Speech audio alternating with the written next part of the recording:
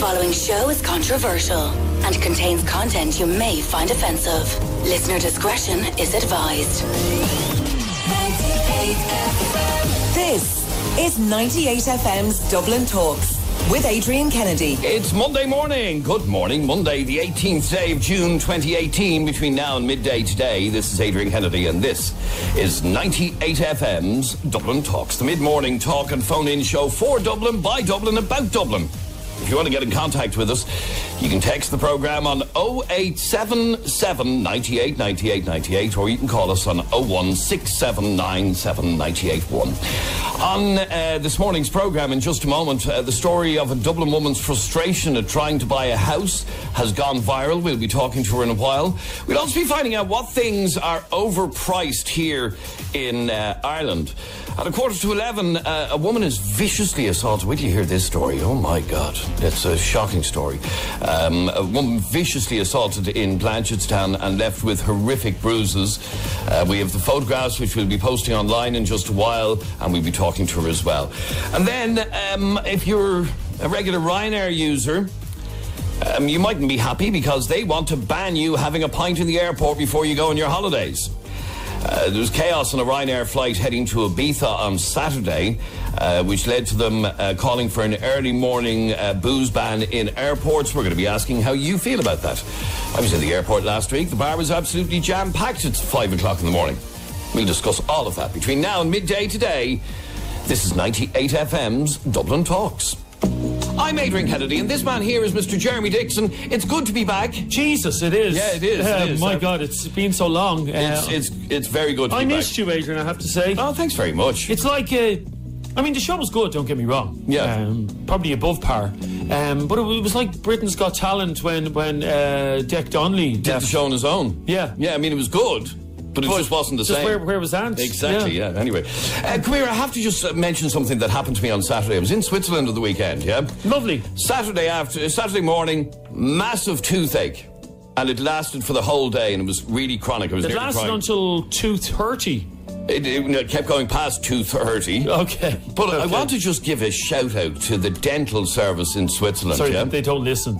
I'm just giving the shout out anyway. I know you have the best intentions in the world, Adrian, but the chances that there's a Swiss dentist listening to Dublin Talks at the moment, I'd say... You never know. Anyway, Saturday evening, 7:30, I walked into a dentist surgery. An hour later, I came out without a tooth. And it was that efficient. It was really, really good. Had to get a tooth out on Saturday because my tooth hurt me. It was very, very sore. So sorry, you took it out in an hour? It was gone. Jesus. Yeah. Really? Yeah, 1 hour, gone. Sorry, Katie's asked me, did you get anaesthetic? No, I just let her pull the tooth out. Have an old swig of whiskey. That's what they used to do in the olden days. Yeah. Have a swig of whiskey and pull your tooth out. Anyway, so it was just a very efficient service. And can I just say, my weekend, I did something very special that I want to share with you because it's something that a lot of you take for granted, but I've never done it before. At the weekend, I went and got myself a barbecue and had my first ever barbecue. I've never had one before. Really? Who's never had a barbecue? I never felt the need to have a barbecue. Barbecues are great. Yeah, so I got a present as a barbecue set for my birthday, and we decided on Saturday to have a barbecue. And, What? Overrated. Not at all. Well, then you're a brutal cook. It's cooking, but just moving the cooker outside. Like, I don't get my neighbours. And if you're listening, you know who you are. My neighbours barbecue every single week. Yeah. So do we at home. Anytime the sun comes out comes the barbecue. Now, but the gas thing about my neighbours, and I have a big issue with this. If you're one of these people, you are scum. My neighbour's a vegetarian. How can you have a vegetarian barbecue? What is the point? Like what happens after corn on the cob? But that's what they cook. They cook corn on the cob and Linda McCartney feckin' tofu burgers. That's not a barbecue. I'm sorry. If I had my way, vegetarians would be banned from barbecues. They have no place being at a barbecue. Should they don't? No, probably not, no. Because we were having the barbecue on Saturday, and my sister's vegetarian, as you know, hates meat. And I texted her and I said, do you want to come up for a barbecue? And she says, yeah, I don't mind, but you'll have to wash down the barbecue before you put the vegetarian food on it. No. Ask me arse. Yeah, okay. Now, here's a story that's kind of gone viral over the last couple of days. Single mum denied mortgage after saving for a decade. She now says that she would be better off on the dole. Her name is Becky. She joins me on the line. Becky, welcome to 98 FM. Hi guys, how are you? Hey, Becky. Becky, lots of people talking about your story over the last couple of days, and we've spoken to you before. And the headline, I think, that's catching people's attention is that you would be better off on welfare rather than getting up off your arse and going out and getting a job. And that's what's really annoying you. Tell me your story and how difficult it has been for you to get somewhere to live. Well, it's near impossible, to be honest. Basically, 9 months ago, I started applying to the banks. Previous to that, obviously, I had kept my savings, no loans, clear ICB, permanent pensionable job. And I was finally in a position, after saving up 32,000 on a part-time salary, to start applying to the banks. Well, due to the tight lending, near impossible criteria from the banks, I was declined by 4 different lenders. Mm-hmm. So back in January, when I heard about a scheme to be launching under the county councils called the Rebuilding Ireland Home Loan, I just thought it was tailor-made for me. I met all the criteria based on what they had released to the public. I began my application, gathering everything required. It's not simple, lads. Like, there's a lot of documentation required. People kind of think because it's under county council, it's easy. It's absolutely not. And as well, it's tight eligibility criteria. It's not, you go in and you just ask and you receive. So I attended Fingal County Council, and I also went to Meath. I wasn't naive enough to think that I was going to be able to buy in Dublin because of the rising house prices. So I also applied to Meath County Council on the 1st of February, which was the launch of the scheme at 9:30 a.m. I was there when those doors opened. After 6 weeks, while you're actually there and you are presenting your documentation, it's gone through. So you sit down with a county council representative who will go through all your documentation, make sure all is above board and you have everything required before they'll even agree to send it to the underwriters. So that's what they did with me. They said everything was above board. Meath, funnily enough, asked for more documentation than Fingal did for the same scheme, which I found baffling, but however was happy to go and get. 6 weeks later, I received a phone call from Meath County Council to tell me I had been declined. When I questioned the reasons as to why, they couldn't really answer me. They told me to wait for a letter of decline, and on that would be my options regarding an appeal. When I received my letter, it stated that I had been declined on the basis that I was above threshold, which was €75,000 as joint applicants. This was untrue, obviously. I was applying for the loan with my daughter's godfather, my best friend. We had 71,000 was our guaranteed gross salary. So we were well under the threshold required to be eligible. So why were you turned down then? They based our application on overtime, unguaranteed overtime that was worked in 2017 that was on our P60 basically. My employer actually supported me to receive documentation stating that this was irregular. There's also on your application for Rebuilding Ireland, there's a whole page dedicated to overtime and is it regular, irregular, guaranteed. My employer had filled all of that out and already stated that it was irregular. I also included a cover letter in my application breaking down everything. It seemed like they were actually out to seek a decline. So let me get this right. You were turned down by the banks for mortgages because you didn't earn enough, and this Rebuilding Ireland scheme you've been turned down for approval because you earn too much. Absolutely, yeah. Punishing you because you have a job, basically. Yeah, absolutely. That's what they're doing. Yeah. It seems to be, though, further on down, there's so many irregularities around the scheme, it's frightening. I've had numerous families contact me who proved eligible around the criteria that they've released to the public who have still been declined unfairly. To me, it just seems like it's a clever ploy by the government to make people of Ireland think that they're actually doing something to help young people who are first-time buyers, or like me, who are vulnerable. Okay, so you think that this whole Rebuilding Ireland scheme, and in fact, I've just gotten a huge text from somebody, from Selena, listening to us in Tralee in County Kerry, telling a very similar story. And you say, since your story kind of went viral over the last couple of days, you've been contacted by loads of people telling similar stories of how this Rebuilding Ireland thing is just a publicity stunt. Absolutely. I've also contacted numerous ministers who are refusing to take any accountability, despite all the irregularities being pointed out to them. It seems like they've released an eligibility criteria which is available on Rebuilding Ireland website and on the County Council website. There is a second assessment going on behind the scenes that they are not releasing to the public, such as if you go onto the Rebuilding Ireland website, it will tell you that assessment is based on your current income. Nowhere does it state that previous overtime from a previous year is affecting your assessment. I've also heard of, I have one lady in particular who contacted me. She had guaranteed overtime and sent that in with her application. She was told that only 10% of her guaranteed overtime would be accepted, and she did not earn enough, and she was declined on that. Whereas my 100% of my unguaranteed overtime has been taken in my situation. Wow, okay. So what next for you? Well, basically, I've at the beginning of forming a national campaign with all these families and single people who have applied and who were eligible based on what was released but have been unfairly declined. We are looking for answers from the ministers who are choosing to ignore us at present. It's like I'm in Leo Varadkar's constituency, and while I've highlighted everything to him, nothing is being done. I've also written to Damien English, and I'm yet to receive any kind of response. I had an appeal go in on the 15th of May with Fingal County Council, to which they were reviewing my application, funnily enough, after I had gone to the media. I've received absolutely no correspondence to date. So power in numbers, we've all formed together and we're all looking for answers. We've all been unfairly declined and we've all been met against brick walls. We're all paying ridiculous high rents. What option do we have other than to give up our jobs and avail of social housing and supplements, which is something we've never wanted to do? We're eligible. We're all able to afford to pay a mortgage. We've worked hard enough. We're entitled to it. And okay, so basically, and the headline that caught everyone's attention is that you would be better off on the dole, which is a sad state of affairs, that if you were to pack in your job, sign on the dole, you'd probably have a better chance of getting a roof over your head.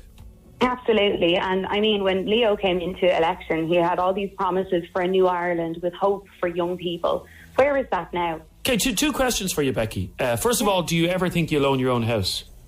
Yes, I will absolutely get there. Okay. I won't stop. I've worked too hard to accept this as my reality. Okay, absolutely. Okay, well, I'm glad to hear that. You're a fighting woman. Second question is, do you think that house will be in Dublin? I doubt it. I'm very doubtful. Yeah, the reason that doesn't seem to bother you. I have a lot of friends who are in the same position as you. So what age are you, Becky? I'm 29. Yeah, you're 29. I have a lot of friends who are in their late 20s, early 30s, and their big worry at the moment is that they will never be able to A, afford a house, and B, if they do afford a house, that it'll be in Ballygo backwards, where they're completely isolated from everyone. No, I don't believe there's this big fixation, Adrian, among a lot of people. You have to live in Dublin. You have to live in Dublin. And the fact is, Dublin is a capital city, and if you go to London. Okay, I have friends that live in London. Yeah, you want to be a multimillionaire to live in London. I mean, a two-bedroom apartment I was looking at in London, two-bedroom apartment, 700,000, nearly $750,000. So this idea that everybody should live in Dublin is ridiculous. But Becky has accepted that. Yes. The point being that she just wants to be approved. It's a ridiculous situation, Becky. Look, we're going to keep in touch with you over the next while with your campaign, and I wish you the very best luck, and fingers crossed something will crack for you. How much have you got saved in the bank? 32 grand. 32. I'm 34,000 now. 34. While paying €1,300 worth of rent a month. That's unbelievable. How do you, honestly, question, how do you save that much money? Just for taking her 10 years. And more sacrifice. Oh, it has. It's like I'm working 10 years. I would have started saving when I originally started working, but in the last 5 years in particular, I've really put a lot away. But again, you expect to progress in life when you sacrifice things and work that hard, but it just seems to be the opposite. I would accept my house, Adrian, in Ballygo backwards if I could get a mortgage for it. The houses are dirt cheap in Ballygo backwards, aren't they? Let me just read one text that's just come in to us, Becky, before we let you go, and it says, I attended South Dublin County Council's offices 3 times, and 3 times they went through my documentation and found different reasons every time as to why they won't or can't accept my documents to apply. I meet all the criteria for this scheme. I work full-time, I'm single, and have saved for 8 years for a home. Identical to your story, Becky, which is just... Yeah.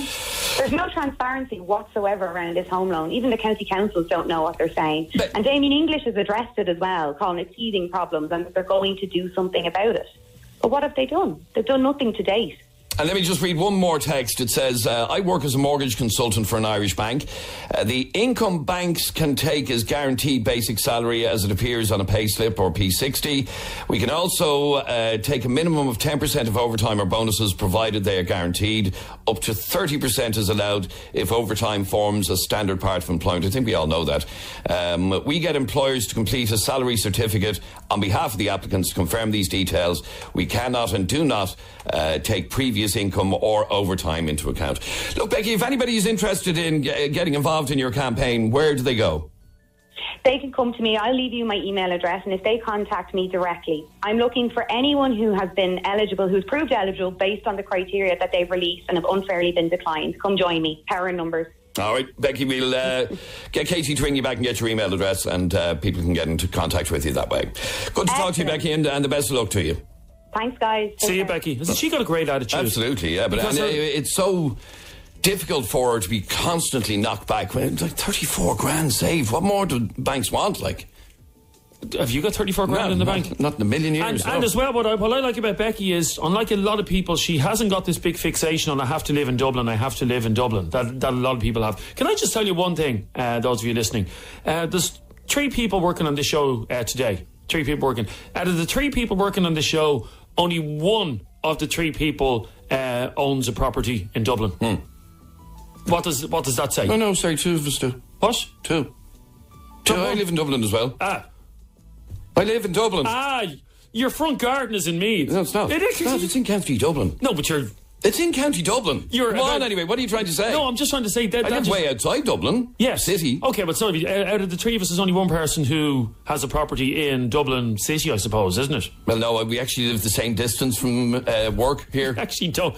Are you on the Lewis line? Anyway, what are you trying to say? The point I'm trying to make is this fixation about one, and this isn't anything to do with Becky's story, but it's this fixation that people have about wanting to... But like a friend of mine telling me the other day, she's 32 years of age, Adrian, and she's like, I'm never going to own a house in Dublin. That is life. Most of the people who work in New York do not own a property in Manhattan. Do you know anybody that owns a property in Manhattan? No, millionaires. Bono. Yeah. He's the only person I know.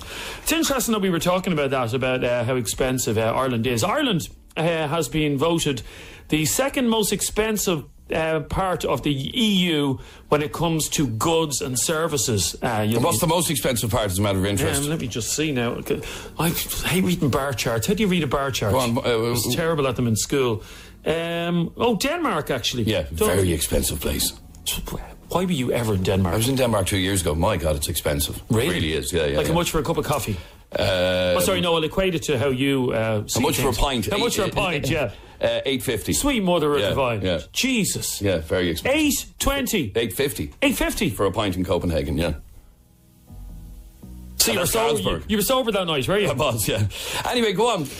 So with that in mind, Ireland having been voted the second most expensive EU country for goods and services, we want to hear from you and find out what things in Ireland are overpriced compared to other countries. Okay, so let's get housing out of the way. We all know houses are overpriced. But what simple things, everyday things that you do in your life are overpriced? Now, I'm going to give you one, Adrian. But will you text us on 087 798 98 98? Text or WhatsApp. 087 798 98 98. By the way, everybody's texting saying you live in Meath. You do? No, I don't live in Meath. I think you do. Kilsallaghan, County Dublin is where I live. That's Dublin. County Dublin. It's not. It's about 5 miles from the border with Meath. Can you see Meath from your gaff? Shut up, Jerry. Anyway, text or WhatsApp. 087 798 98 98. What stuff in Ireland is overpriced, okay? So first of all, we have housing. I'm going to give you one. Massages. Massages? I go for a massage regularly. Right. And for an hour-long massage, it's 80 quid. Really? In Ireland, yeah. 80 God, you must have money to burn. What? I have a very sore back. And why would it be cheaper everywhere else? Well, I was in a foreign country recently and decided to go for a massage. Right. I went for a lovely massage in a foreign country. Yeah. And for the same massage for an hour, it was 30 quid. Oh, right, okay. So massages is on the list. Yes. Text or WhatsApp us on 0877 98 98 98. What do you think is overpriced here in Ireland? This country is the second most expensive EU country where it comes to goods and services.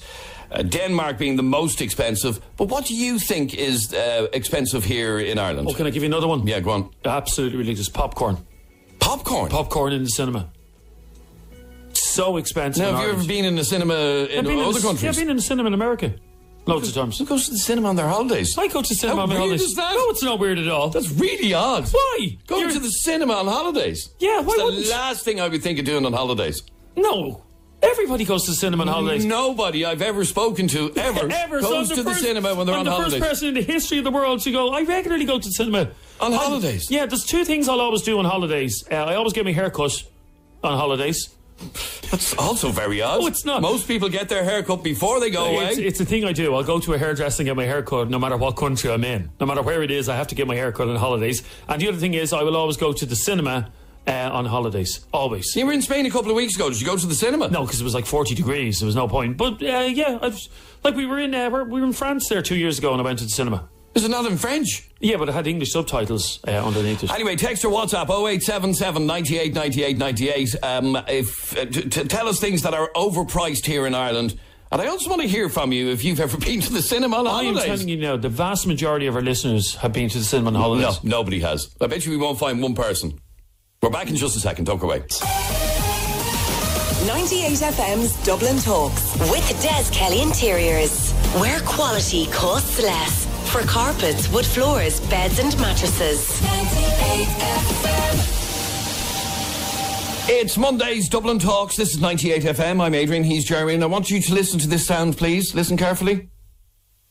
There you go. That's the sound of silence. Yeah, it's the sound of silence. Adrian, I'm a bit eccentric. You know I'm eccentric. I do eccentric things. The reason it's the sound of silence is not one person has contacted us to say they go to the cinema on holidays.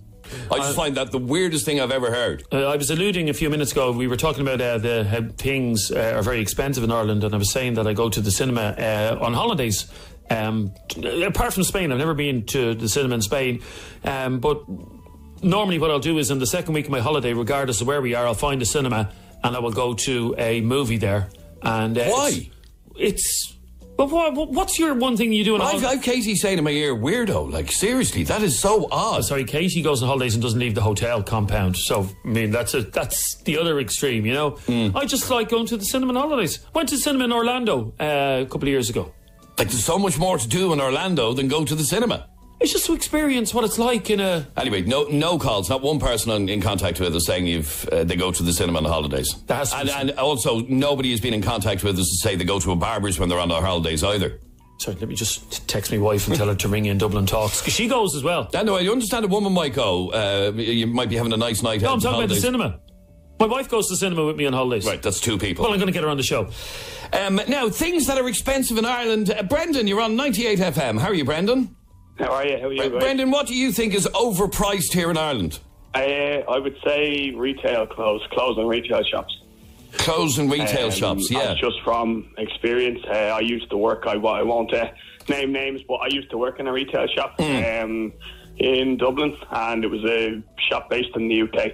And they used to send over the clothes with the sterling price on it, give us a guide price list. So, but even with the conversion rate, say it should have been maybe €3-4 euros more expensive, but the guide price they were giving us and the price we had to put on it was 10. It was always in the range of 10 to 12 euros more expensive. One word for you. Next. What about them? No. Oh, was it ecstasy? Well, no, they may be doing it as well. But No, that dual pricing, that dual pricing really annoys me. Yeah, it annoys an awful lot of always people. happened. Okay, so you think clothes are way overpriced? Have you ever been to the cinema on the holidays? I was just going to say, it's something that I've never ever done. And never. would never do either. No, there you go. You should try it. If you're going away on holidays, you've got to, and as well going to the barbers, I would always do that before I go. Yeah, like normal people. Before you go away. Can I tell you what going to the cinema on holidays is a sign of? It's a sign of a crap holiday. No. Honestly. Nothing else to do. Yeah, you've nothing else to do except go to the cinema. What a brutal holiday. Oh. Yeah. Thanks, Brendan. Sue, what do you think is overpriced in Ireland?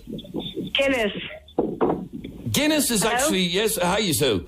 Hiya. Yeah, Guinness is overpriced here in Ireland. It's actually more expensive. You live in Cyprus. How much is a pint of Guinness in Cyprus? I'd say it's about €3. Really? So it's an Irish drink. Yeah. And the Cyprus beer is probably brewed in Ireland. And Guinness is if you drink Guinness in America, the chances are it didn't come from James's. No, case. I know that, but in Europe they cover a lot of Europe. And are you a Guinness drinker yourself, Sue? Yes, of course I am. No, I don't mean to sound. Okay, well, I just won't say it. I don't mean to sound what? I'm just saying, no, the last time I said something like that, I got complaints. I just don't associate pints of Guinness with women. Now, women are free to do whatever they want with their bodies, don't get me wrong. But a woman drinking a pint of Guinness, what? I don't know. I see women drinking pints of Guinness all the time. I thought women were all gin drinkers now. That's, a lot of them are, yeah. No, I don't like gin. Anyway, it's ridiculous that a pint of Guinness in Cyprus is €3 and it's about €3. It's about a fiver here. What did you say? Big difference. I'm about to prove you wrong. Sue, you live in Cyprus, isn't that right? Yes, I do, yeah. I'm sitting on the marina at the moment. Oh. At this time? Whereabouts? In Larnaca. Oh, Larnaca. At this time? Oh, that would be nice and romantic. Of course, yeah. Have you ever been to the cinema in Cyprus, Sue?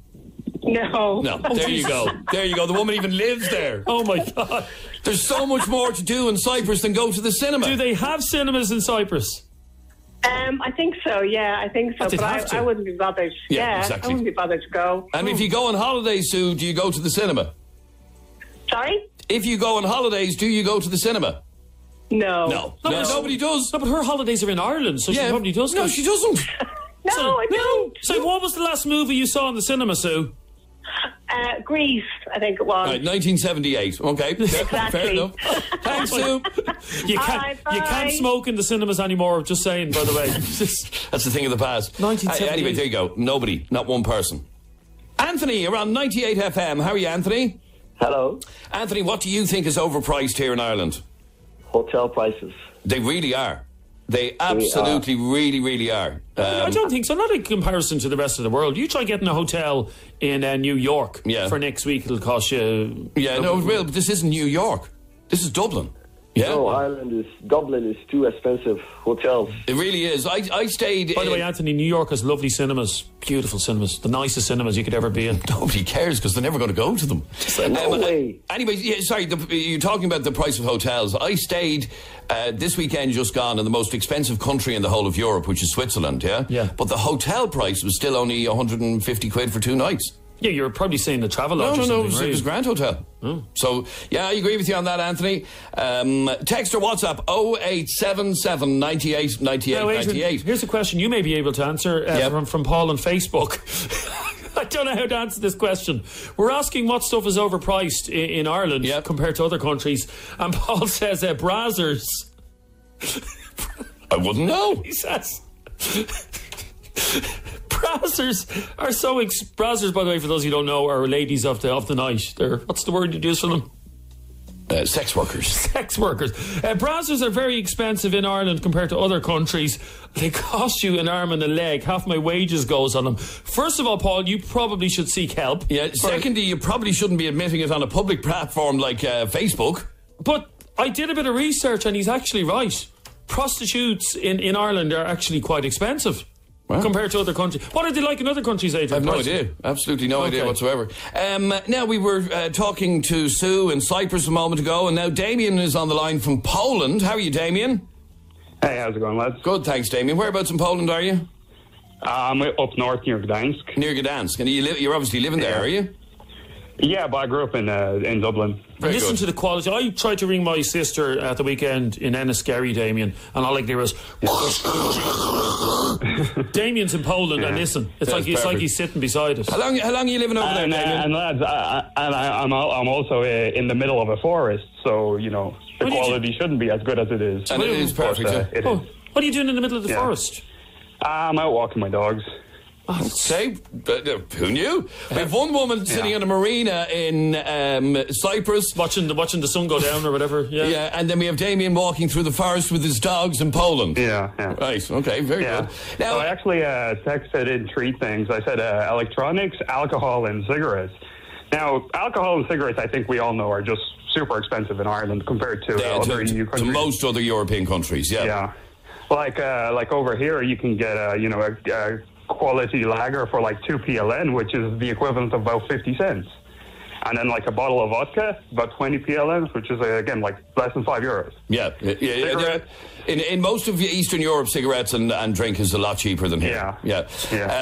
How long? I'm just curious now. How long are you living in Poland? I'm over here for college, which Are you? by now is about 4 years. Now, Damien, are sex workers expensive in Poland? I wouldn't have an idea. See, there you go, trying to catch you out there. I was trying to catch you out. And No, I haven't a clue. all right, very good. Fair play, Damien. Thanks. Enjoy your walk in the forest. Yeah, thanks. Are you going to the cinema later in Poland? No, I'm my not planning God. on No, going no, to the cinema. Unbelievable. I told you there's not one person who goes to. Unbelievable. No, I tried with them all. What can I say? not one person. Okay, Oh, I'm hang weird. on. I'm weird. I'm weird. Paul, you're on 98 FM. How are you, Paul? Hiya, Grant, thanks. How are you? Paul, you actually do go to the cinema when you're on holidays. Yeah, I do, yeah. Another oddbod. You can't say that to our listeners. I just did. Now, Paul, And it's oddball, by the way. whatever. You go to where? I go to my family in America, Yeah. and I go for probably once. I go to the cinema once every time I'm over there. Yeah, you have to. Yeah. Why? Well, the films are out earlier over there, and it's cheaper to go to cinema over there. It's dirt cheap. And the extra large popcorn in the cinema in America, Adrian, would literally feed Africa. But not only that, but the extra large popcorn in America is all you can eat as well. Yeah, you can get Oh, refills. you can go back and get more. Yeah, free refills. Yeah. You see big fat Americans halfway through the movie after finishing No, I'm telling you, this bucket, Adrian, it's massive. And they're going, I gotta go get me more popcorn. And they go out and they just shovel it in with their big scoopy hands, and they come in with another bucket of popcorn. You see, to me, Paul, going to the cinema on holidays is a sign of a boring holiday. I don't. Yeah, I but like in it. fairness, Paul, you sound like a very lively kind of character. So I'm sure Adrian, he lets rip the rest of the week, and then he just has one day where he goes to cinema. No, I'm sorry. It's just something that doesn't sit right with me about it. Eamon! Yes. Eamon, you go to the cinema when you're on holidays. Yeah, it's about time we got back to, because all these people that don't go to the cinema, it's part of your entertainment. Yeah. Okay, now where do you go on holidays? Thailand. Oh. And you go to the cinema in Thailand. Yes. Some great And, movies, Adrian. And I love being in the cinema and standing when the Prince comes on.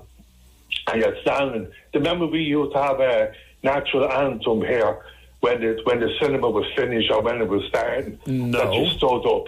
They used to play the national anthem at the end of a movie in Ireland. Yeah. No, I don't Adrian. remember that. That's long before my time. No, so what happens in Thailand? What, the king comes on or something, is it? Yeah, the picture of the king and his music and a video of the king comes on, and everyone stands up. No matter what nationality they are, they all stand up. So, okay, then you're in the cinema. What type of cinema is this? Just so we get a clear picture, Eamon. And what type of movies would be showing in this cinema in Thailand? Oh, be the American ones. Oh, there's the American ones, Adrian. Oh, yeah, the And American ones. would they be in English? Oh, yeah, absolutely. And Yeah. does it really matter what the language is, Adrian? Now, can I? The reason I'm asking You'd have about say 3 or 4 American movies on, and then you probably have about 3 or 4 Thai movies on. And to be honest with you, the language is irrelevant, Adrian. It's what's happening on the screen. It's what you're looking at. Yeah. It doesn't matter what language they're speaking in that particular movie, And does it? if you go to a Thai movie, it's subtitled in English. You see, to me, Eamon, going to the cinema on holidays means you're having a brutal holiday. You've nothing else to do. How can you not have a brutal holiday in Thailand? Come on. That's what I'm trying to say. There's so much to do in Thailand. Yeah, there is so much to do, right? But it's part of your entertainment. You go for the culture. Go to the cinema and all. You're bringing money, you put money into the country. So buy a pint in a bar, you're doing the same thing. Yeah. It's part of your entertainment over there. Is it all about pints and bars, Adrian? We got a text there a couple of minutes ago from somebody saying that she went on honeymoon and went to the cinema twice on her honeymoon. I went to the cinema on my honeymoon. Did you? Yeah. We did, in the Caribbean. We were in the Caribbean on our honeymoon, and we went to the cinema. I think it was the third night of the honeymoon. Why, is that a problem? I leave it there. Eamon's gone, sorry. What, back to Thailand? Yeah. Ken. Yes, morning, man. Ken, you also... Morning, Ken. How are you? Very well, and yourself? Good, thanks, Ken. Now, you went to the cinema in Dubai on your holidays. I have indeed, yeah. And over there now, it's very, very fancy. I think it's like... You pay like €50 for your ticket, but when I tell you, you get everything you want. You get blankets, you get pillows, you get recliner chairs. Who wants pillows in the cinema? Oh, yeah, 100%. You get a call bell where you call you press the button and they come into you and ask you what you want. And, like, can I have a massage? Can I have my hair washed or something? No, pretty much if you want hot dogs or hot food or popcorn or... So you just ding a little bell and they come and they tend to your every need while you're watching the movie? Yeah, they come in with a little torch and they ask you what you want. So at the start of this conversation, Ken, Adrian was trying to paint a picture of me as a social outcast, a weirdo, if you will. I just said it. I think it's odd getting your hair cut. And would you ever get your hair cut on holidays, Ken? I have done, yeah. I've done in Thailand. You should go on a holiday with... Actually, go on a holiday with Eamon to Thailand. Well, my missus won't let me go to Thailand. No, don't blame her. Anyway, okay, right. Hands up, everybody goes to the cinema when they're on holidays, except me. Except you, who just goes to the bar. One final text about things that are more expensive in Dublin.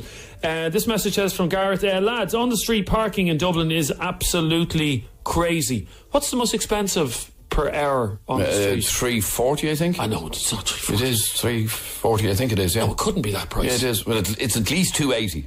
It's at least $2.80. I thought it went up to $3.40. Maybe I'm wrong. Where? What street is $3.40? In the red zone. Hang on, let me look. You're claiming it's... If anybody has confirmation of that, what is the most expensive on-the-street parking in Dublin? Because I think on-the-street parking is absolutely ridiculous. It's criminal how much they charge.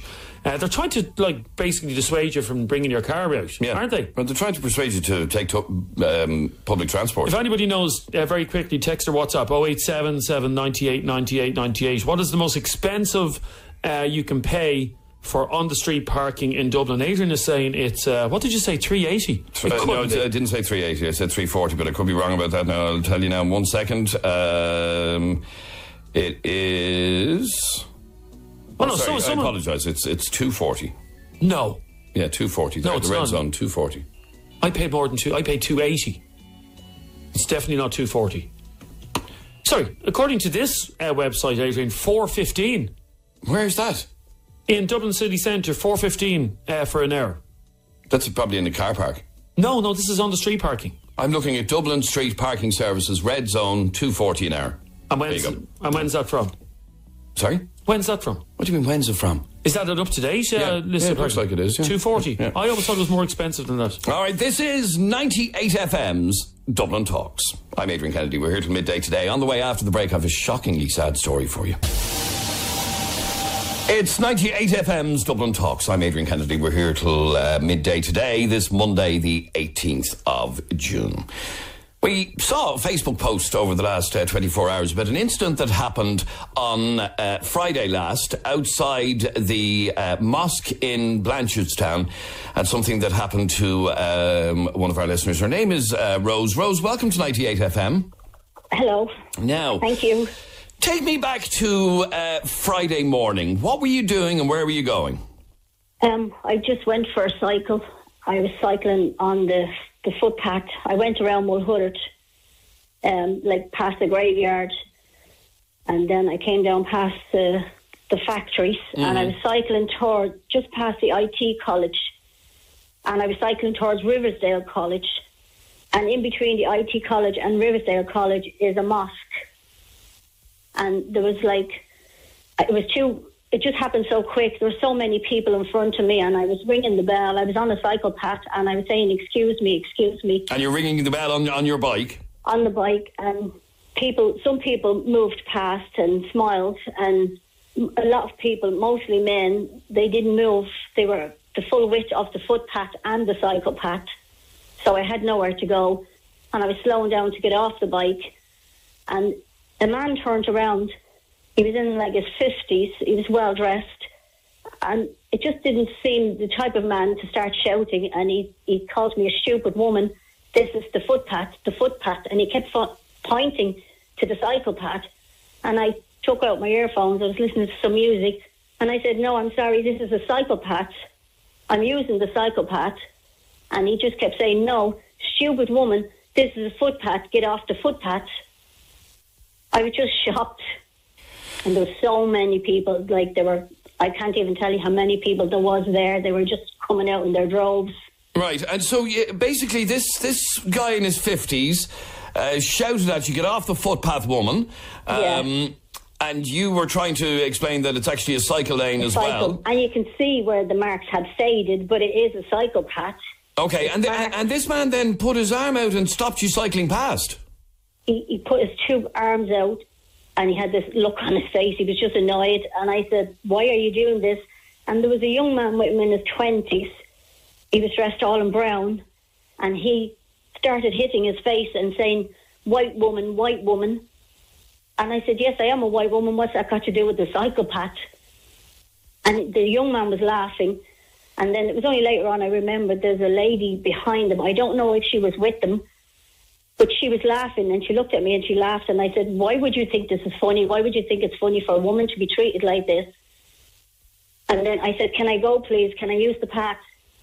So I started to cycle again, and the young man kept saying, "Stupid white woman," and he was tapping his face.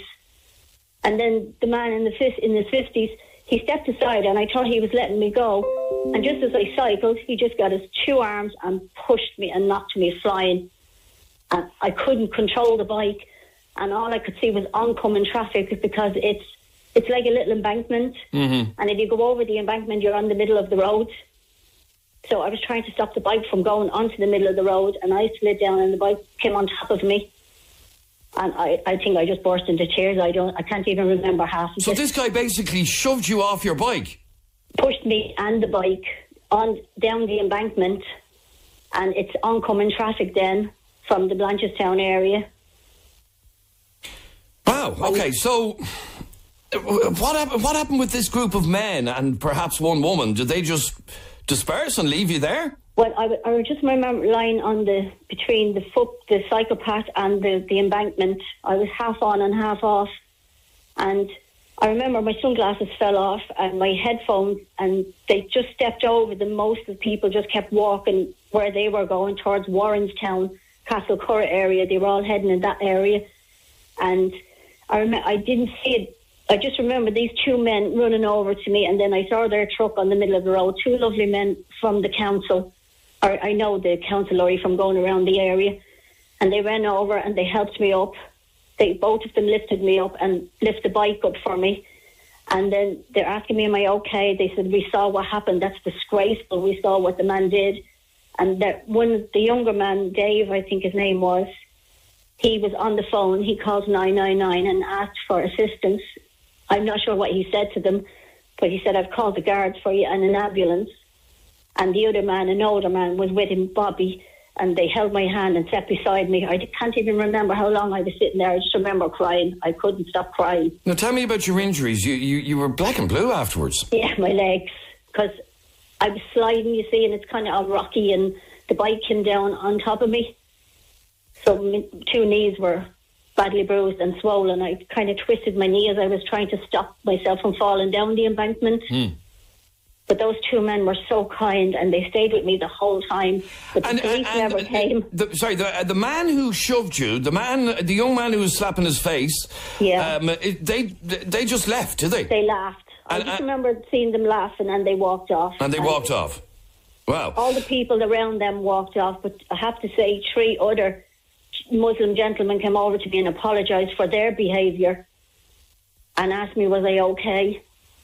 One gentleman said that he was a doctor. I'm not sure if he said from Connolly Hospital. He didn't mention Connolly Hospital, but I was kind of in shock. And he was asking me, did I need assistance?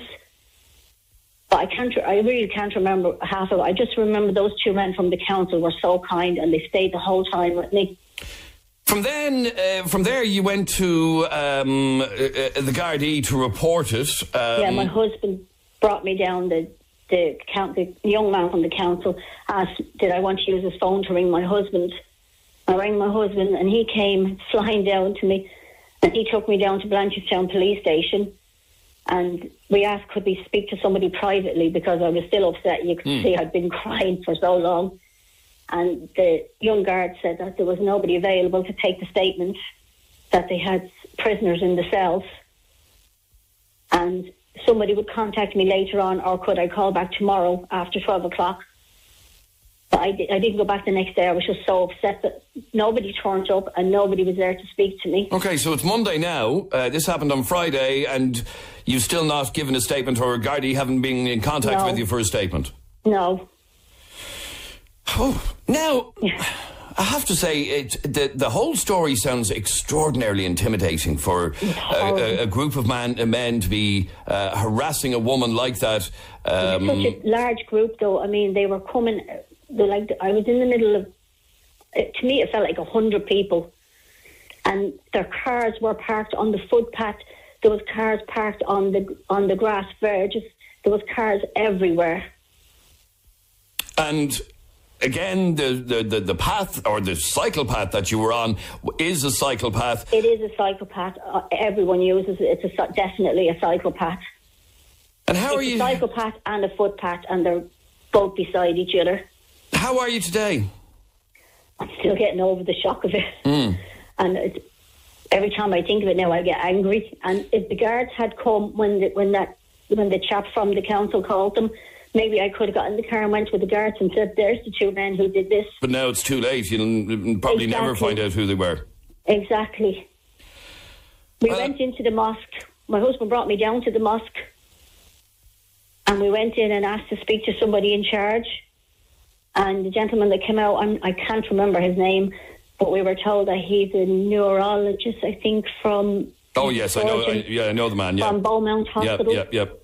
And he apologised, and I said, what will happen if you find out who this person was? He said, we'll sit down and talk to him. Because it's not, I mean, the sad part about this is that, hearing about incidents like that just tarnishes the Muslim community with a bad name, which it doesn't necessarily. We have lovely Muslim neighbours. Yes, that's the point I was about to say. It just so happens you met a bogey bunch of men, and that's it must have been really intimidating. It was horrible. Yeah, my heart goes out All I could see was oncoming traffic. Yeah. I honestly thought, and if it wasn't for those two men who ran over, the men from the council, I still have to thank them. I just never got around. He left his phone number with my husband. I never got around to thank them. Dave and Bobby, they were two lovely men. They stayed the whole time, but the guards didn't come and an ambulance didn't come. Then it was Dr. Umar Al-Quadri that you were talking to the other day, is that right? I'm not sure of his name. The man from Beaumont Hospital. And I hope that he's able to find out who did that and have a stern word with them. All I can say is I wish you the very best, and I'm really sorry to hear that intimidating story from you, Rose. Thanks very much indeed for talking to us. All right, there you go. No problem, thank you. And that's Rose. Wow, what a story.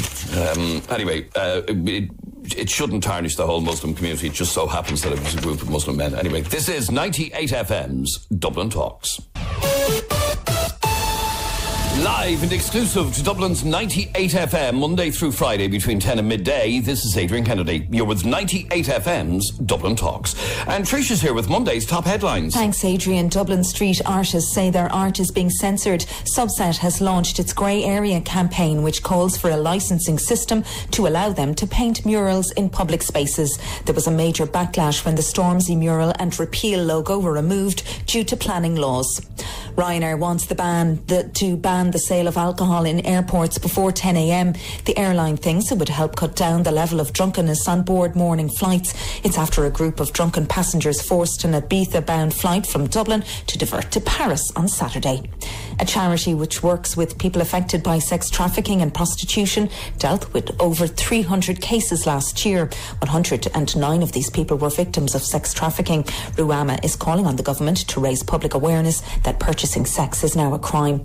And a global IT company is creating 100 jobs in Dublin as it launches its first Irish operation. Avanade is currently recruiting for roles including digital, cloud and AI. And now you're up to date on 98. 98 FM. This is 98 FM's Dublin Talks with Adrian Kennedy. It's Monday morning. Good morning, Dublin. How are you today? I'm Adrian Kennedy, and between now and midday, this is 98 FM's Dublin Talks. Now, I'm just back from my Holliers, and by total coincidence with this story that I'm about to bring to you that Trish just mentioned a moment ago, by total coincidence, part of my Holliers, I was in Ibiza, and we were in Ibiza for a wedding. And great time had by all. Flew over to Ibiza on the early morning flight the Thursday before last, and it was a grand old flight, not a bother.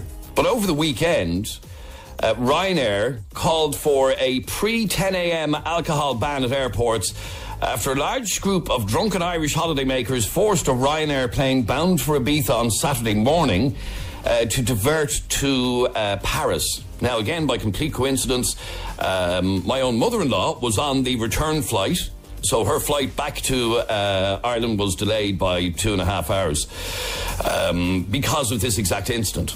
Now, it's understood that there was around 20 holidaymakers involved in the drink-fueled disturbance on the plane. When the plane finally landed in Paris, having been diverted, 3 passengers were removed from the plane and arrested. The flight then took back off and went the rest of its journey to Ibiza. But the captain on the return flight on Saturday afternoon, which, as I said, was delayed by 2 hours and 40 minutes, apologised for the delay and explained that the outward flight had to divert due to up to 20 passengers being involved. The captain said that there were children on board the flight and that the flight was diverted for safety concerns of all the passengers on board. And you can see that picture on our Facebook page now at facebook.com/Adrian K and Jeremy D. Anyway, the captain said that the unruly passengers had been drinking at the terminal at Dublin Airport prior to takeoff, and Ryanair have subsequently called for a ban on the sale of alcohol in airports before 10 a.m. Now, this is nothing new. They actually did the exact same thing about a year ago, calling for an outright ban on the sale of alcohol in airports before 10 a.m. And we want to know whether or not you would support such a ban. Our telephone number is 6797 981. You can text or WhatsApp the programme 0877 98 98 98. Is it time to ban the sale of alcohol from the bars in the airports in Dublin Airport, for example?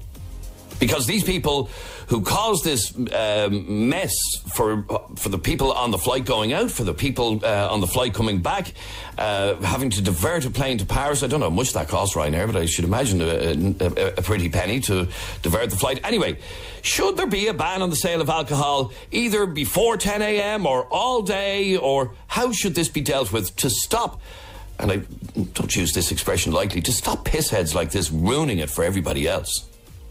Call me now on 6797 981. Text or WhatsApp 0877 98 98 98. Colette, you're on Dublin's 98 FM. How are you, Colette? Good, thank you. Hiya. Now, Colette, you actually believe that alcohol should be banned full stop? Yeah, we're not on the plane. From the bar. No, you know what I mean? Not when you're on the plane, if you're sober on the plane. But from the bar, like that piss from the bar getting onto the plane. Yeah. I think they should do what the American do. If they see you anyway drunk, they should stop you getting onto the plane altogether. And what, do we start breathalyzing people, or? I'm just wondering how you deal with it. I don't know which way the Americans deal with, but they see anyway topsy or behaving, you know what I mean, messing or anything like that, they'll stop you from getting onto the plane until you sober up. Okay, now a lot of people will argue. Like I said, I was just by coincidence, I was in Ibiza last week at a wedding, and when we flew out on the Thursday before last at 6 o'clock in the morning, the bars in the airport were absolutely jam-packed with people. Absolutely packed. Now, some people were just having a breakfast, but others were having a pint. Now, what's the harm if somebody wants to have a pint or maybe 2 pints before they get on the airplane? Yeah, I don't mind. You don't mind them having 1 or 2 drinks getting onto the plane, but you got these rowdies, boisterous girls, whatever, and they're drinking and they're upsetting other people on the plane that could have kids. You know what I mean? And then a fight could break out. You're in the middle of the air, and the plane has to be diverted because of these people. And I think there should be a limit. You know what I mean? For going on to on the flight. If you're going to go on the flight, it should be only about 1 or 2 drinks, and that's it. And that should be a cut-off. Okay, so you go to the bar in the airport, you're about to order your 3rd pint, and the barman just says... There should be a cut-off, yeah. The barman says, no, you can't have any more. Yeah, I think there should be a cut-off pint. All right, stay there for 1 second. 6797 981 is our telephone number. You can text or WhatsApp us on 0877 98 98 98. 0877 98 98 98. We're talking about Ryanair, and again, they did this last year. Will it happen? Could it happen? They were faced with a situation with 20 rowdy passengers on the Ryanair flight to Ibiza on Saturday morning. They were so rowdy they had to divert the plane to Paris, take 3 people off who got arrested, and then fly the rest of the way to Ibiza. Now, the flight I went on to Ibiza was perfectly quiet, normal sort of flight, but I believe the next day, which would have been the Friday before last, it was mental as well on the flight to Ibiza. Now, some would say, what do you expect? You're going to Ibiza. But Ryanair want to see a ban on the sale of alcohol before 10 a.m. And we're asking whether or not you agree with that. Colette, you're on 98 FM. Hi, Colette. Oh, sorry, I've spoken to Colette. Sorry, Eddie is who I was going to next. Morning, Adrian. You well? Good morning, Eddie. How are you? Not too bad. Not too bad. Eddie, you totally agree with a ban? Well, not essentially a ban. A ban of sorts. Say, for example, you hand in your boarding pass and it gets stamped per drink, and you're only allowed 2 drinks before you get on. You know what I mean? Because I've been on a plane where a bunch of drunken knobheads have sat beside me, and he's up every 10 minutes wanting to go to the toilet, and I'm having to get out of my bleeding seat, you know? Yeah, I know, I get the annoyance. Like, for me, personally, it would never enter my head to have a pint at 4 o'clock, 5 o'clock in the morning. It just wouldn't. No, but, like that, you know what I mean? And that's you. But I wouldn't, like, quash it on everyone. Because at the end of the day, if you close the bars, you're putting people out of work as well. But I said there has to be some kind of limit, you know what I mean? Handing your boarding pass, it gets stamped, you're only allowed 2 points. If you need more than 2 points before you get on the plane, there's something wrong with you. Okay, but why should the behaviour of this crowd on that plane last Saturday have an impact on ordinary, everyday, well-behaved people? And I would include myself in this category, Eddie. My holiday starts in the airport, and I love nothing more than a pint in the airport. Yeah, and that's why I'm saying, you're all right with 2 points, though, aren't you? Pardon me? What? You're all right with a limit of 2 points, aren't you? Do you need more than that before you get on a plane? I generally wouldn't have more than that, no. Yeah, like I was saying there, I've been that guy on the plane, and there's a load of rowdy knobheads going for a stag do, and it just ruins it for everyone. So I would limit it, definitely. But are these rowdy heads not going to be rowdy anyhow, even if they were only able to get 2 drinks? They're just those sorts of people. Yeah, but there's probably less chance of trouble happening with less drink taken. You know what I mean? Because people tend to get more boisterous and daft with the more alcohol consumed. So. Okay, so you would rather see a scheme where you present your boarding pass when you're getting an alcoholic drink, and you can only have 2. Yeah. So the system will go beep beep beep. No, this is his 3rd one. Yeah, definitely. And then you have like little kids on the plane, stuff like that. And in fact, and then for the staff as well, like, you know what I mean? It must be a bleeding nightmare. Yeah, and that is why Ryanair said they diverted the flight to Paris on Saturday, because there were kids on board. That's the reason that they thought it was a health and safety situation with the kids on board. Had there been no kids, they might have just let it go. But as far as you're concerned, 2 pints in the airport should be enough. And anybody who wants to have more than 2 pints in the airport is a bit of a problem. Wait till you get to the other end, you know what I mean? You see people that are only going out to Liverpool for the weekend, and they think they're never going to see a pub again, and they're swallowing it like it's going out of fashion. You know what I mean? All right, stay there for a second. 6797 981 is our telephone number. If you are somebody who likes to have a pint in the airport, how would you feel about a limit of 2 pints per boarding card. So if you want more than 2 pints, no. You have to present your boarding pass and get scanned, and it knows then, the system knows that you have had more than, or you're looking for a third drink. Would that be fair? Text or WhatsApp 0877 98 98 98. Stephen, you're on 98 FM. How are you, Stephen? Good, Adrian. How's yourself? Not a bother, thank you, Stephen. Well, your view on this is that everybody should be breathalyzed. On certain flights, Adrian, I would, yeah. A beta, maybe, or an Napa, those type of flights.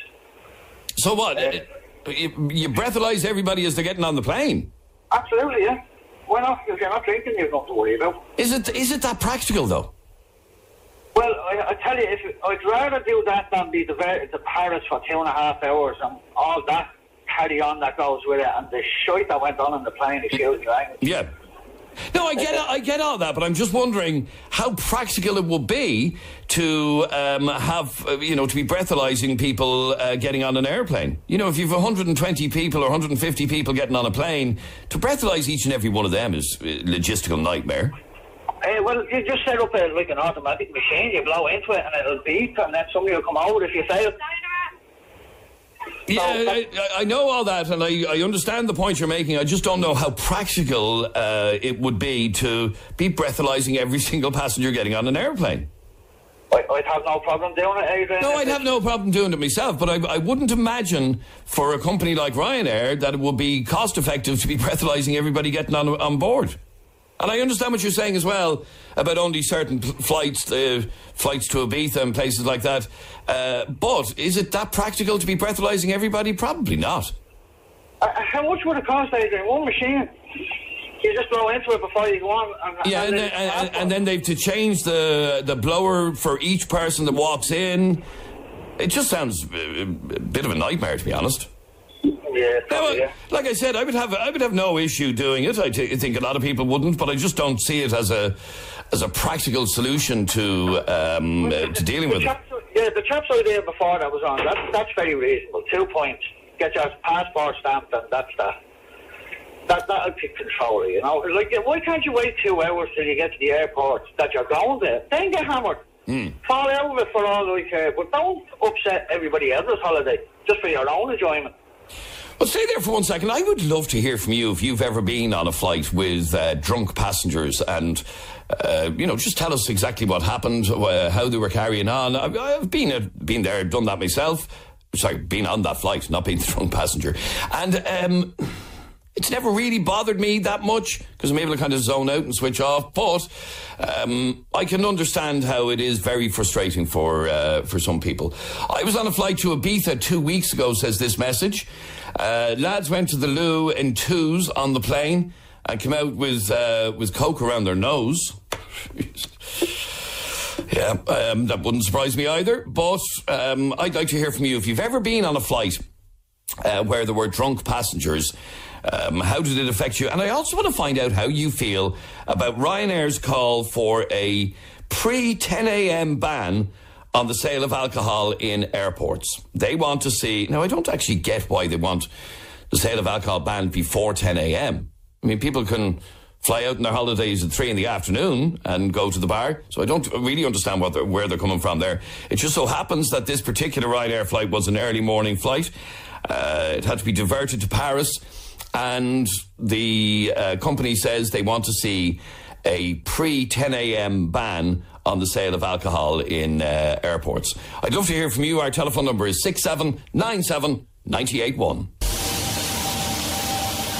We're asking how you would feel about a ban on the sale of alcohol in airports before 10 a.m. because that is a call by Ryanair for the second year in a row. They did the exact same thing last year, calling for a ban on the sale of alcohol before 10 a.m.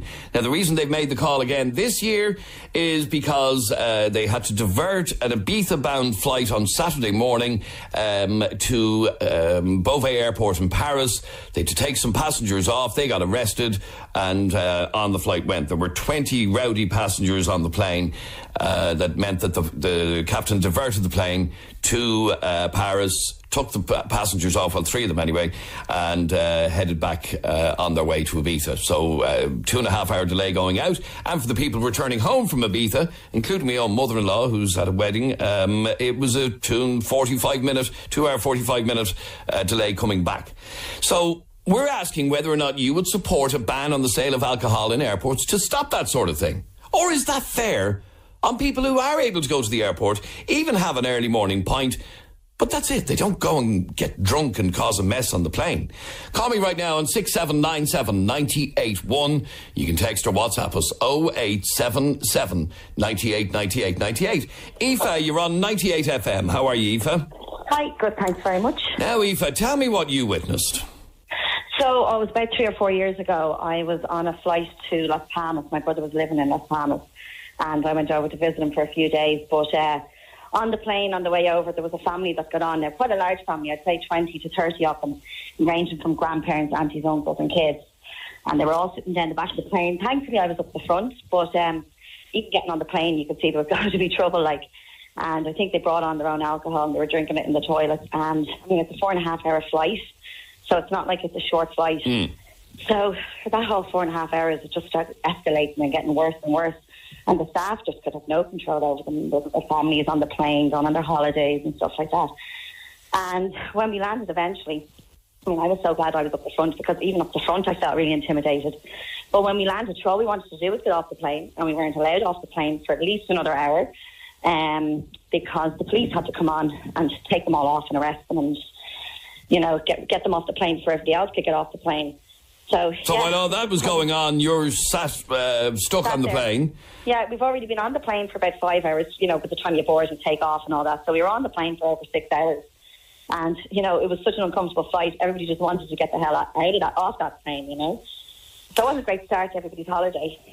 Yes, it is awful. Now, the call from Ryanair is for a ban on the sale of alcohol in the airports before 10 a.m. Would you agree with that? I mean, I understand people want to have, and I know people that do go on early morning flights, they like to have a pint in the airport. Personally, I don't. I don't like drinking alcohol when I get on a plane, because I think you get worse on the plane. They say a flight in the sky is like 4 on the ground kind of thing. So that's just my own personal experience. But I mean, if anybody wants to have a pint, like, I don't think it matters really what time it is at, but I totally agree with that other caller saying maybe a 2-pint limit. You know, there's also revenue being lost in the airport as well, you know. But yeah, I definitely think there should be a 2-pint limit. But again, you know, there's always ways around it. Somebody might be drinking, they might buy another pint for somebody else. And, you know, I think it'd be kind of hard to control. Okay, so a 2-pint limit you'd like to see, as opposed to a complete ban on the sale of alcohol? I think it's reasonable enough. Why would you want to have any more? Like, you know what I mean? I don't understand why somebody would want to get absolutely plastered in the airport before they go on a plane anyway. But that's just me. Let me just stay there for a second, Eve. Let me run a Dublin Talks text poll right now on 0877 98 98 98. Here's the question I want to ask you. Would you support a 2-pint limit on drinking in the airport? And it's based on your, it can be easily done with your boarding card. And if you've had more than 2, your boarding card, or the till won't allow you to be served. Text yes or no to 0877 98 98 98. The question I'm asking is, would you support a 2-pint limit on alcoholic drinks a 2 alcoholic drink limit in Dublin Airport? Text yes or no to 0877 98 98 98. Text yes or no to 0877 98 98 98. Now, I don't know how people have the time for more than 2 drinks, because anytime I go to the airport, I'm rushing through it. So, would you support a 2-drink limit in Dublin Airport before you get on a plane? Now, obviously, if you're in the outside bar and you're not even getting on a plane, you can drink what you like. But that's the question that I would like to ask you. Like, for example, Stuart said absolutely not. Drinks in the airport are part of the holiday.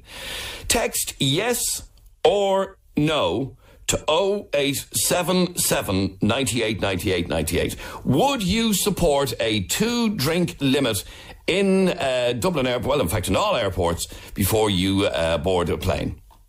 Or is that unfair on people who are able to have 3 pints and not cause any hassle to anybody?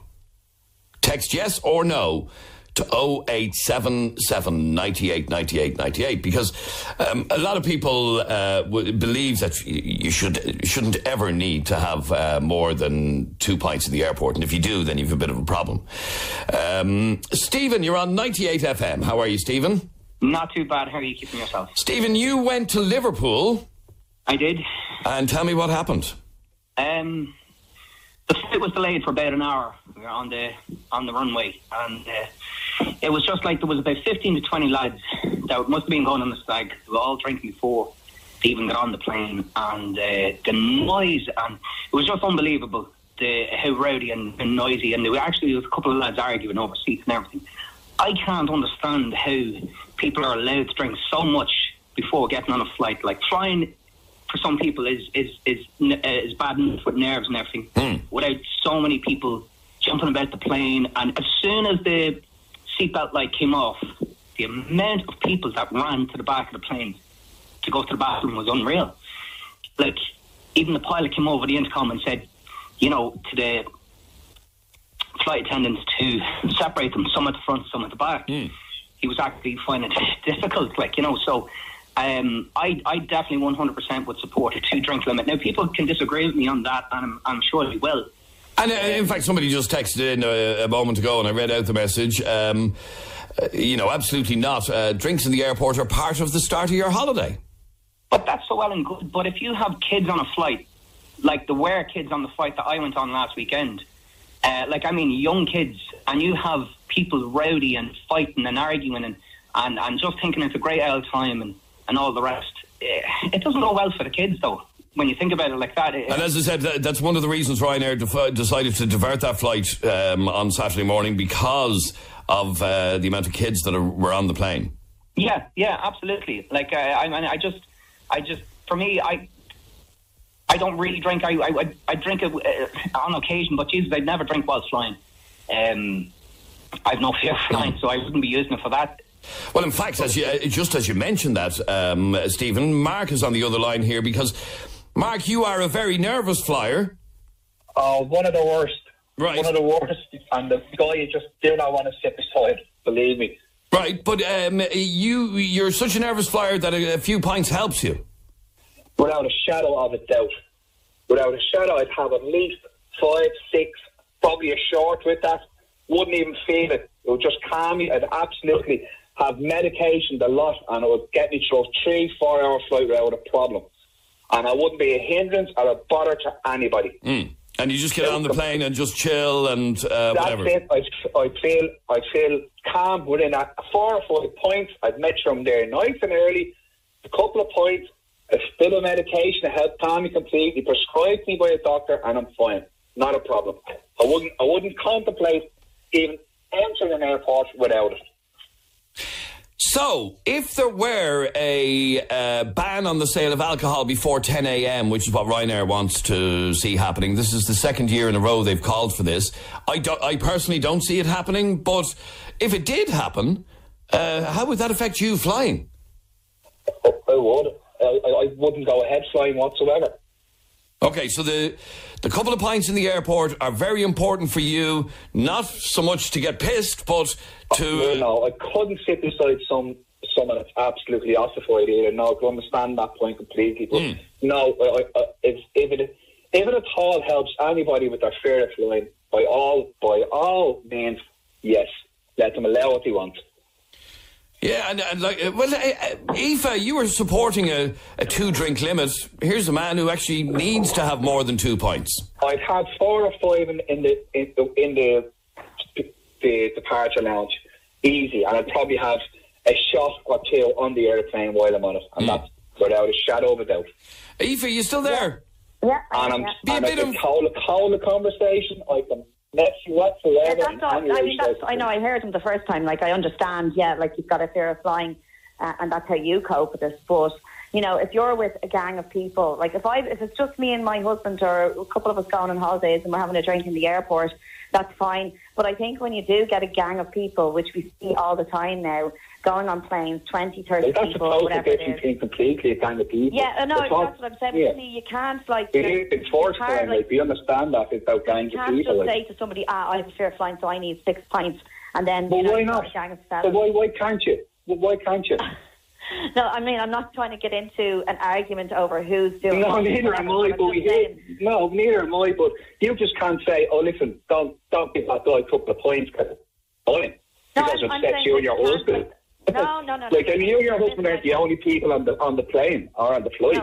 No, I'm sorry, you're missing my point. My point is... No, I think you're missing my point, and I'm not here to argue. I'm giving a valid point. I can't seem to be able to talk because you keep cutting over me. No, no, not at all. Let her make her point. Come on. Can I make a point then? Can I make the point? Because I'm not trying to get into an argument. I'm just trying to make a point. I'm saying the staff in the airport, regardless of who's drinking and how much they're drinking, like how are they going to be able to differentiate between somebody who's got a fear of flying and 20 or 30 guys and girls going on a stag? Somebody just texted in, actually, just on that about, a gang going to a stag or whatever. And here's what one person sent in, and I actually agree with this. Most young people going on an early morning flight to Ibiza are most likely coming straight from a house party to the airport. So the airport drinking probably will not solve the issue because they're arriving into the airport drunk in the first place. I mean, look, at the end of the day, it's a very small minority of people. It is. Out of all the people that are flying that are doing it, but it's that small minority that are going to ruin it for everybody else, you know? So, I mean, I just don't know. I mean, I think it's a good idea, maybe for the pre-10 a.m. to have the 2-pint limit or whatever. Again, you're talking about, like, obviously I don't think the airport are going to be in support of it because, they're losing out on revenue or whatnot, but... I mean, if the airlines are constantly having to divert flights, it costs them a hell of a lot of money, and it's upsetting a lot of other passengers. Like, so say if you've got a flight of like 150 people, and there's 15, 20 people on that flight, ruin it for everybody else. I just personally don't think that's on. And I think now, Mark, Mark, we were asking whether or not there should be a 2-drink limit in the airport. It'd be based on your boarding card, and we ran a Dublin Talks text poll. You won't be happy to hear this, Mark. 56% said yes, there should be a 2-drink limit. Yeah. Which means that, a lot of people believe that this is a big enough problem that you should be limiting the amount of alcohol consumed in the airport. I honestly couldn't venture to an airport. I'd probably have to have 6 pounds in the taxi on the way to the airport. That'd be my way around that now. And I wouldn't feel the effect of it. All right, well, good to talk to you, and thanks very much indeed for your call. Kevin says Ryanair have some responsibility in this debate. They're the company providing these cheap flights and allowing these people to act in this manner, and they hardly allowed them to act in that manner. Another person suggested earlier on that the pilots stand at the gate when people are getting on the plane and decide, you can come on, no, you can't come on. That's a ridiculous idea as well. What, the pilot becomes a bouncer? I don't know what the solution is, other than the airline getting a little bit stricter on stopping people getting on planes when they think they've had too much to drink, rather than passing the blame onto the airport itself. The airlines need to take a little bit more responsibility to say, I'm sorry, sir, you cannot board this plane. Anyway, this is 98 FM's Dublin Talks. Are you somebody who suffers from loneliness? Jeremy has a story about a conversation he had with a woman the other day. Tell me about the story. Okay, first of all, this is something, it's a conversation I had with a woman. I can only call her Maureen. This is a conversation I had with Maureen on Friday. I met her in a local supermarket, and she's been listening to myself and Adrian on the radio for years, and has never, like many of you listening, there's loads of people listening now who've never rang the show, never texted the show, but listen every day. And that's Maureen. And Maureen stopped me in my tracks on Friday and asked us to talk about a subject. And she more or less begged me to talk about a subject. And when she mentioned it to me, I was like, I don't know. We've never talked about something like this before. Is it something that people are interested in? And she said, well, let me tell you my full story. So Maureen is a very nervous person, and she didn't want to go on the radio, like most of you who are nervous about talking on the radio. But here's Maureen's story, and the reason I'm going to tell you Maureen's story is because she's looking for help and she's looking for advice. And when you hear Maureen's story, Maureen is 70 going on 71. And when you hear Maureen's story, I want you to think about this. Maureen could be your mother or she could be your grandmother. Have a listen to her story. So she's 70 going on 71, living on the south side of Dublin. Her husband passed away about 10 years ago, and she has a grown-up son and a grown-up daughter. One lives in Canada and one lives in Australia. Okay, so she's living in the house on her own since her husband died. Her two kids are living abroad and have their own life. She won't fly to either of them because she can't be on a plane for a long space of time. She has 3 grandchildren and she sees them once a year when they come back to Dublin for a visit. Other than that one visit a year from each child and her grandchildren, she says that nobody ever calls to her house. Now I said to her, nobody? Surely somebody calls. And she said, yes, well, people might call to the house trying to sell something, or, you know, kids selling lines from school. And what she said, which really got to me, and it really just summed it all up. She said, when people call to my house, I get excited and I don't want them to leave the house. I keep them standing at the door for as long as possible. Just for somebody to talk to? Just for somebody to... She is literally... the epitome of loneliness is what this woman is. She said she hasn't socialised since her husband died. When her husband was still around, they would go to the pub twice a week. That was their thing. They'd go out for walks twice or a couple of times a week. But since her husband died, she is very, very lonely. I want to tell you, pass on to you what she told me her day consists of. Okay? And by the way, she's not looking for sympathy. That's not why she stopped me. She just knows that we do this show, and she wanted us to highlight her story, that this is going on, and try and get some advice and find out if there are other people like this. Because loneliness is a topic that we've never, ever discussed on the radio. And I've never heard it discussed on any radio show. Here's what her day consists of, she said. She walks the dog for 2 hours early on in the day. By the way, her dog, she has 2 lifelines, Adrian. And I'm not saying this, pat us on the back. She said her 2 lifelines are her dog and listening to us, because she feels that she doesn't know us, by the way, but she feels that she can connect to us. So here's what her day consists of. This is Maureen. Remember, she could be your grandmother or your mother. She takes the dog for a 2-hour walk every day. She says that's a struggle because she has arthritis in her legs, but it kills the time. It kills those 2 hours, you know. Then she goes to a local coffee shop and has a coffee and reads a newspaper. She stays there for about 2 hours as well. The reason she stays there, she says, is because there's other people there. They may not be talking to her, but there are other people there. She's out of the house. She gets back to the house early evening time, has her dinner, and sits at home in her living room until she goes to bed, just watching television. That's her day, 7 days a week. Wow. And she wanted me to share her story with you because, well, she's looking for advice on how she can... I suppose how she can get out of this situation. It's a horrible situation for anybody. I know, Adrian, you've said before the one thing that you worry about in life is being lonely, being alone. When I get older, yeah, it is one of my biggest fears, actually. I'm not good with my own company, and I think I would absolutely crack up. So, Maureen, I know you're listening because I told you we were going to talk about this on the show today. I know you're listening. I know you wanted to share your story with Dublin and to try and get some advice. I'm after doing that. I hope I did your story justice. Because as soon as I left her, I made all notes on my phone of what she told me. But that is her day. That is Maureen's day. Okay, if you're somebody who lives a lonely life, maybe you'd talk to us on 6797981, maybe with some advice for that lady Maureen. I would love, if something comes out of this show, I would love some good advice for Maureen, because the way Maureen is just existing at the moment. She's just existing. Every day is Groundhog Day.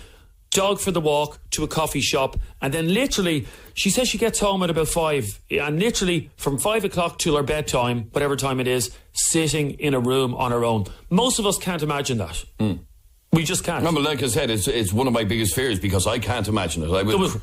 I would fall apart. There was a day last week, I got home from work in the afternoon, and my wife and my young fella were out. She was after taking them somewhere for the evening, and the house was just so quiet because you become used to it. And does she not have neighbours that she talks to, or? What she said was the estate that she lives in, the estate that she lives in, a lot of young, newer people have moved in, and they literally come and go. You know, they go at 8 o'clock in the morning, they come home, like a lot of estates now, they come home at 6 o'clock in the evening, they go straight into their house. She's not going to knock on a neighbour's door and say, sorry, I'm lonely, will you talk to me? Well, in fact, somebody just texted this in. Unfortunately, this is the way it is now. Community spirit is dead. When I grew up, I knew every neighbour and everyone checked on each other. That is all gone now, and it's so sad. But to say that's just the way it is, that's not good enough. But that's not doing Maureen justice. I want Maureen to know that she's not alone out there, that there are other people who suffer in... And I have to say, even recounting her story there, I get very upset because that could be my mother. That could be your mother. Your mother's very lucky in that all her kids still live in Ireland. And my mother is very lucky as well that all her kids still live in Ireland. And but Maureen's 2 kids, one lives in Canada, one lives in Australia. We'd love to hear from you on 6797981. You can text or WhatsApp us 0877 98 98 98. And there's a message here, and I'm going to debate, because I know Maureen is listening, a message just came in that's so bloody heartless, and I'll discuss it with you off air whether we should read it out. Do people actually feel the way that message feels, Tree Down? Okay, do people feel that way? We'll take a quick break and we're back in just a second. It's Monday morning's Dublin Talks. This is 98 FM. Now, we were talking about Maureen's story, and it is a sad story. And for many of us, and I know for me, speaking personally, my biggest fear is finding myself in my 70s on my own. But you won't be. You have kids that live in the country and they're not going to move out of the country. That mightn't always be the case. That mightn't always be the case. But... Anyway, adults have their own lives. They can't be calling into Mammy every day of the week. Yeah, I know that. Or Daddy or whatever. And it is a fear that a lot of people have, and it is, yes, it's... But it's the attitude towards people. That message that I was talking about said about Maureen's story, and I don't know how someone can be so heartless, but Maureen should get a life. Loneliness is her problem. And to that person who sent that text message God, I hope you never end up lonely. Well, not only that, yes, it is her problem. She's aware it's her problem, but she's looking for a solution. And you shaming the woman because of that isn't going to do any good. I hope you never end up alone. Okay, let me go to Alison. You're on 98 FM. How are you, Alison? Hi, I tell you, I just missed the start of it, but I got most of it, about the lady who's suffering from loneliness. Yes. Yeah. Now, I work as a carer, and a couple of years ago, we got a little horse, and it helped me with little neurological problems that I have. And then we started bringing some of my patients and their friends up to see Tia, and they have a nice cup of tea and a scone, and then they come out and they feed the horses, and they get to know each other. It's called the Stables Project. And they have a lovely meeting. They get to know each other. They keep in touch. We're always here. They can come up at any stage. And I just thought I'd like to offer that to Maureen and tell her not to worry, that there's a lot of people like her, but there's a lot of us out there that want to help them. You see, here's the thing with Maureen, is that she's there, and you have to accept that there are some people like that. Maureen, and she said herself, is not a social person. Basically, her whole life, up until the point that her husband died, was all based around him. Everything she did, she didn't have many friends from what I can gather, and everything that Maureen did was with her husband. And then she's in a position where the husband dies, the husband passes away, and she's left with this big void that, you know, if you haven't been the type of person that's been social all your life, how do you start that at 70 years of age? It happens so often. I see it all the time, and it is difficult. And if Maureen just wants to come up by herself, you know, if someone can bring her up, or we can organise for her to be collected and have a cup of tea. And it's a difficult thing. I don't say that it isn't, but if she could just take that step with us. And what's the name of your project? The Stables. Stables Project. Yeah. Very good. Yeah, that sounds very interesting. Yeah, it is. And we had a lovely lady come up, and this is how it started. And she had vascular dementia, and I was her carer, and another one of the carers brought her up, and she hadn't spoken, and she had difficulty with mobility, but she had a horse when she was a child. So she came up to see Tia, and I gave her some apple, and she put her hand out, and she said, "You are a beautiful horse." Well, it was just amazing. So that's the power All right, that's brilliant. The Stables Project. I'll write that one down. Yeah, I have another. Where's this one? I'm after losing that message. Is this one about the 20? I was surprised at this. Loneliness can happen at any age. I'm 26 and I work in an office. Barely speak to anybody in work. Have about 4 close friends. One who lives in London. I don't go out at weekends or evenings. I travel alone because I have no one to go with. Modern life is very isolating. In fact, just on that, Josh, you're 21 and you regularly feel lonely. Yeah, this is a issue that's faced across the spectrum of age. I don't feel it's really isolated in the higher regions of age. I think maybe it can be self-incited in the younger generation due to our the grip that social media has on us and jealousy that's bred through that. But it distances us from society as a whole and the public and social interaction altogether. And do you have friends? Do you have close friends, Josh? To say friends these days is a very kind of loose title. I don't know so much about friends. I have acquaintances that I could call up on. Okay, do you have someone close to you that you could tell something very personal to? My father, that's it. That's it. Jeez, yeah. You've no other people your age that... Like, could you... I have to, sorry to cut across you, I have to say I know of other young people of his age who would be in that same category. They have lots and lots of... It's like... You look at somebody's Facebook page and they have 1,000 friends. Yeah. Nobody has 1,000 friends. Yeah. And if you analyse those friends that you have on Facebook, if you're lucky, 2 of them are actual friends. Now, Josh, I'm not being judgmental here, but I'm flabbergasted. I've never spoken to a 21-year-old before who's suffering with isolation issues. Did you, in your 21 years, have you not made close friends through school, college, work, or anything like that? See, I have, and everybody deals with their own battle in life. I kind of went the wrong direction and heavily depended on prescription medication due to my anxiety. Via that, of course, I went on my own path and things went deeper and deeper. But you push people away when you go that way. So you feel partly to blame? Yeah, it's self-inflicted, but once you find yourself in that position, it is really hard to get out of. So I feel my story resonates with Noreen slightly. And can I just ask you a question, just to put it in context, Josh? Just sum up a regular Saturday for you. Say Saturdays, what do you do? Okay, a regular Saturday for me, I would wake up, I would try find something to do for the day, but mostly it would go into the PlayStation, go out to my back, play some music, see if anybody's around to drink, which usually they're not because nobody's really given me much time recently. And then pending that's not an option, I go back on PlayStation and go back to sleep.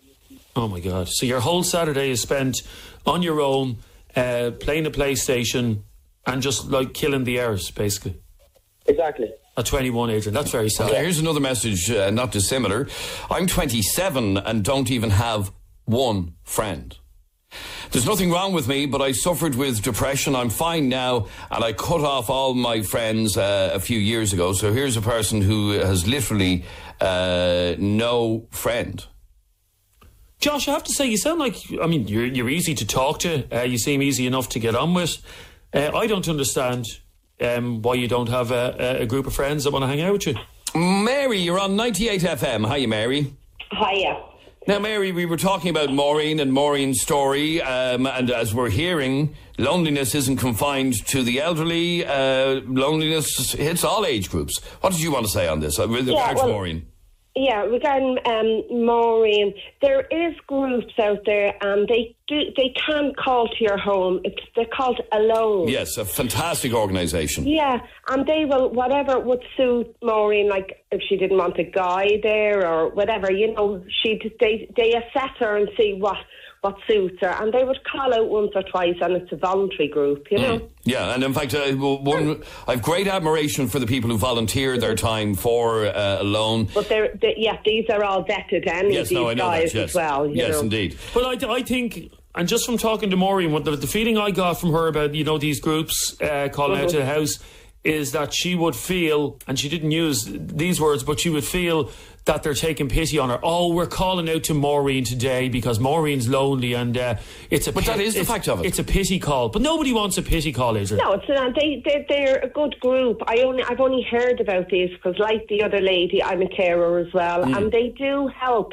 They check and make sure she's eating well, and because she can get depressed as well, like the old. Absolutely. And I know people who've cracked up great friendships with the volunteers from that visit them from alone, and it's a part of their week that they end up looking forward to.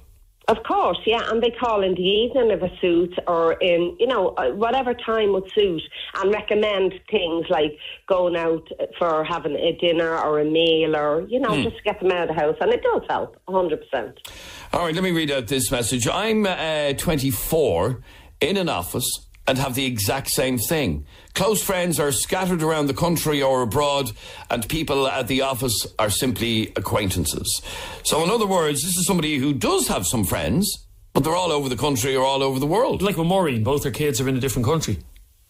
My granddad was never social either. Everything was done by my nan, as Maureen did with her husband. And this is somebody else saying the community spirit is dead here in Ireland. I feel sorry for Maureen. But that's what she says. She doesn't know anybody on the road.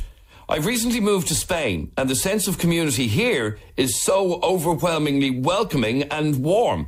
Maybe she will be able to find a group that meets up once or twice a week.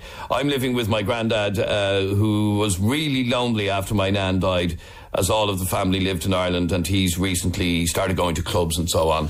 And you see, here's the thing with Maureen. I know what you were saying earlier on about her not being social. She's not a social person. But I think she has to make an effort. Well, Alone aren't just going to knock on her front door. That Stables project isn't going to come knocking on her front door. No, I know that. But a kid should be knocking on her front door more than once a year, to be honest with you. Would you not agree? And Maureen, I didn't say this to you, I know, when I was talking to you, but the more I think about it, those two kids of yours, one is living in Australia and Canada, if they know how lonely you are, one of them should move back to Dublin. Would you not agree? No, but people have to live their own lives. People have to live their own lives. And it just so happens that our children live away. Sorry, could you live in another country knowing that one of your parents was suffering with loneliness? I would find it difficult, all right. Yeah. I'm 41 and very lonely, says this message. I'm a single mum and my daughter is my life. Through bereavement, I have pushed everyone away. I've no motivation to meet friends or even call them, says that message, which again is terribly, terribly sad. And we don't want to put a downer on this whole thing, but some of the messages coming in, my biggest fear is the same as Adrian's. I'm a gay single man, so obviously no children. I'm petrified that I'll be on my own in old age. However, my fear is alive and living now. I feel lonely all the time. I have mates, but they have their own lives and families. You can speak to people on a daily basis, but that doesn't fix loneliness either. What would you say to him, Adrian? No, it doesn't. And like I said, when I think of young people, they have 1,000 friends on Facebook and only one or two actual friends. The way social media has depersonalized our lives. We share everything with everybody, but do you have their phone number? No. Guys, I'm in a similar situation since my marriage broke down. All of my friends walked away. My daughters are the people I see the most when I pick them up from Kevin. I didn't realise, talking about Maureen, sorry, that there were so many of you that were in this position. I thought loneliness and isolation was just something with people of that age group. Could Maureen not move in with one of her children, says that person. As I said from the offset, she has two children, and one of her children lives in Canada, the other lives in Australia, and she can't even travel to them because she won't fly that far. I believe, and Maureen, I know you may not like to hear this, but I think one of your kids should move back to Ireland, relocate back to Ireland. And what? Then they have to constantly be with her? I think it's your duty. You have to have your...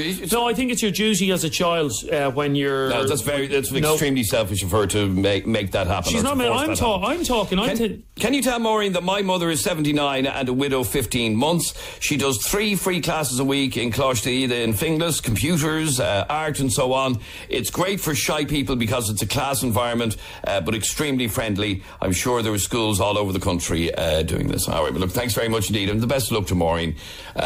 This is 98 FM's Dublin Talks. Back again tomorrow, 10 a.m. Barry Dunn is on the way in just a moment. In the next hour, some great music like these. Let me love you. Let me be the one to...